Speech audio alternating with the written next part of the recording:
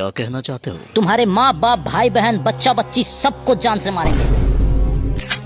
क्यों?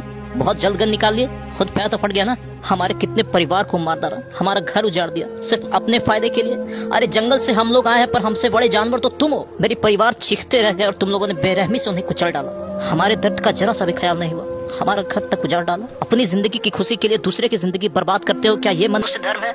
अपना घर बसाने के लिए दूसरे के घर को उजाड़ के कहते हो ये देश का विकास है? अरे अंधो, ये देश का विकास नहीं, ये धरती का विनाश है। एक जानवर गांव में घुस जाता है तो पेपर में, न्यूज पे ब्रेकिंग न्यूज हो जाता है। तुम इतने सारे जानवर हमारे घर में घुस गए हो, वो कोई ब्रेकिंग न्यूज नहीं है। हम बेजुबान कुछ नहीं कह पाते तो तुम हमें दर्द देते हो।